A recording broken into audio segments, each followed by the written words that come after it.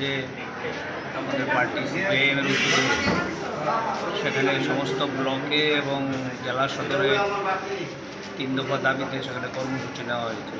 রেগার কাজ, রেগার বকেয়া মজুরি প্রদান করা এবং রেশন শপে যে জিনিসপত্র পায় না মানুষ সেটা নিয়মিত করা, মানে মোট কথা হচ্ছে জনজীবনের জরুরি দাবি নিয়ে রাস্তায় নেমেছিল। ধর্মনগর ওই কর্মসূচি হয়েছে। এখন কেন বিজেপি দুর্বৃত্তরা এই ধর্মনগর মহকুমা কমিটি হঠাৎ করে আক্রমণ করলো, এই নিয়ে 10 বার হয়েছে।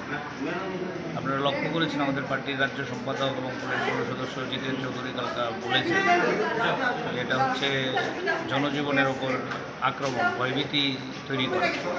এবং কালকে ডুকলিতেও ব্লকে যখন কর্মসূচি হয়ে ওরা অফিসে গেছে তখনও এখানে আক্রমণ হয়েছে, অফিসটাকে ভেঙেছে, গাড়ি ভেঙেছে।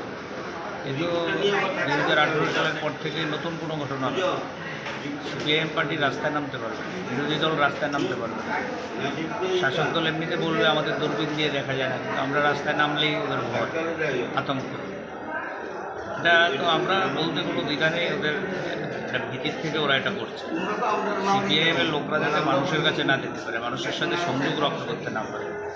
এবং কালকে আমাদের যে লড়াই, এটা তো মানুষের জন্য লড়াই ছিল। এটা তো আমরা নিজেদের স্বার্থে আমরা বলিনি যে নরেন্দ্র মোদীকে পদত্যাগ করতে হবে কিংবা মানিক সাহাকে পদত্যাগ করতে হবে। আমরা দাবি করেছি রেগায় কাজ দাও, রেগার বকেয়া মজুরি দাও, রেশন শপে জিনিসপত্র দাও, মানুষকে প্রয়োজন মতো যারা কার্ড আছে তাদের কাজ দাও। এটার মধ্যে কী অন্যায় আমরা ঠিক বুঝতে পারি। গতকালকে ঘটনা একবারে পার্টি অফিসের ভিতরে আক্রান্ত হয়েছে, এই বিষয়টা নিয়ে কী বলবেন? সেটাই তো বলছি, পার্টি অফিসে সুরক্ষিত নয়। এটাই তো আমরা বলছি নয়া ফেসিজম। শাসক গোষ্ঠী নয়া ফেসিজম রাজ্যের মধ্যে কায়েম করেছে। পার্টি অফিসে ঢুকেছে, শুধু আক্রমণ করেছে না, তছনছ করেছে।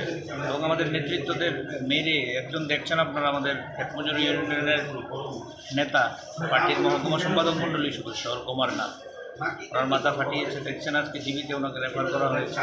আমরা নিয়ে এসেছি, সিটি স্ক্যান হবে। শারীরিক অবস্থা কীরকম দেখেন? শারীরিক অবস্থা তো ডাক্তাররাই ঠিক করবেন, সিটি স্ক্যানের পরে ওনারা সিদ্ধান্ত নেবেন। লক্ষ্য করছেন আপনারা যে বেশ ভালো আঘাত হয়েছে, মাথা ফেটেছে, ঘাড়ে লেগেছে। এই বিষয়টা নিয়ে এখন অবধি আপনার আইনের কোনো দ্বারস্থ হয়েছেন? হ্যাঁ, আমরা তো পুলিশ আইনের দ্বারস্থ, আমরা পুলিশই তো নিষ্কর্মা, পুলিশই তো ভূমিকা গ্রহণ করছে না। কালকে তো আমতলী থানার থেকে নাগেরডোগার দূরত্বে ডুকলি office, Dharmanagar sub division headquarter, জেলা হেডকোয়ার্টার, ওখানে এই ঘটনা ঘটেছে। কার কাছে নালিশ করবো আমরা? ওনার নামটা কি বললেন? প্রফেসর কুমার।